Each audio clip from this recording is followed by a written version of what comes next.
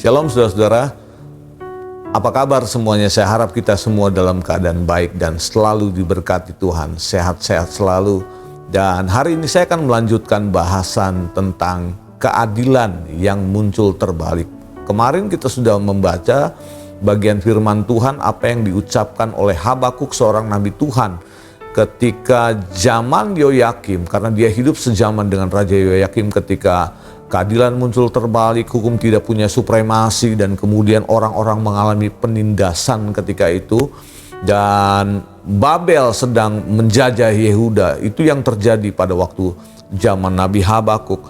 Tetapi di sisi lain, ketika orang-orang yang berseru kepada Tuhan, termasuk Nabi Habakuk, tetap berseru kepada Tuhan dengan tidak jemu-jemu, maka ini yang terjadi. Maka siapkan Alkitab saudara untuk sama-sama kita membaca dalam kitab Habakuk pasalnya yang kedua, mulai dari ayat yang pertama.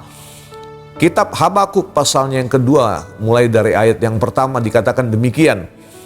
Aku mau berdiri di tempat pengintaianku dan berdiri tegak di menara. Aku mau meninjau dan menantikan apa yang akan difirmankannya kepadaku dan apa yang akan dijawabnya atas pengaduanku.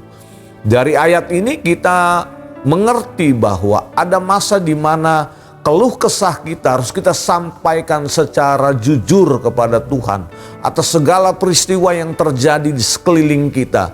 Kita nggak boleh jadi anak Tuhan atau gereja Tuhan yang acuh tidak acuh kepada situasi yang sedang terjadi di sekeliling kita. Kalau saudara hari ini ditempatkan di negara di Indonesia ini, kita nggak boleh berhenti untuk mencintai negara ini. 80 tahun Tuhan sudah pimpin negara ini dengan luar biasa.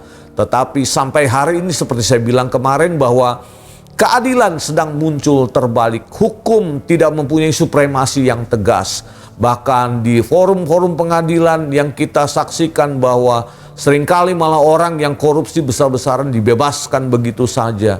Dan orang-orang yang hidup jujur dijebloskan ke dalam penjara. Sama kondisinya seperti Nabi Habakuk. Apakah membuat kita risau? Apakah kemudian kita tidak lagi mau berdoa? Tadi dikatakan, aku mau berdiri di tempat pengintaianku dan berdiri tegak di menara. Untuk apa? Untuk mau meninjau dan menantikan apa yang difirmankannya. Ini penting. Selalu ada harapan ketika kita menanti-nantikan Tuhan. Selalu ada harapan ketika kita terus berdoa kepada Tuhan dengan keluhan-keluhan yang tidak terucapkan. Kita percaya seperti kata kita perjanjian bahwa Roh Kudus akan menuntun kita dengan keluhan-keluhan yang tidak terucapkan. Ada masa-masa tertentu mungkin hanya air mata saja yang jatuh di hadirat Tuhan. Tetapi setiap tetes air mata saudara dan saya itu diperhatikan Tuhan. Dan satu ketika Allah yang maha tinggi itu, Tuhan yang dahsyat itu akan menjawab doa saudara. Dan betul saja kalau kita lihat di ayat yang kedua dalam surat atau kitab Habakuk pasal yang kedua ini, ada jawaban Tuhan. Lalu Tuhan menjawab aku, katanya, demikian tuliskanlah penglihatan itu dan ukirkanlah itu pada loh-loh supaya orang sambil lalu dapat membacanya. Ayat yang ketiga, sebab penglihatan itu masih menanti saatnya, tetapi ia bersegera menuju kesudahannya dengan tidak menipu. Apabila berlambat-lambat, nantikanlah itu, sebab itu sungguh-sungguh akan datang dan tidak akan bertangguh. Artinya, waktu kita dalam kondisi-kondisi yang terpuruk dan luar biasa sulit, nantikan Tuhan, karena di waktu kita menantikan Tuhan akan selalu ada jawaban, akan selalu ada jalan keluar di balik semua peristiwa-peristiwa yang kusut seperti benang kusut. Saudara, taruh harapmu kepada Tuhan. Di sekeliling kita kalau saudara sedang mengalami jalan buntu, mengalami sesuatu yang orang lain katakan bahwa tidak ada harapan, di dalam Tuhan selalu ada harapan. Dengan catatan waktu kita menantikan Tuhan dengan setia, maka pertolongannya, kekuatannya, perlindungannya akan menjadi bagian hidup kita semua. Kiranya firman hari ini memberkati kita semua. Mari kita datang pada Tuhan.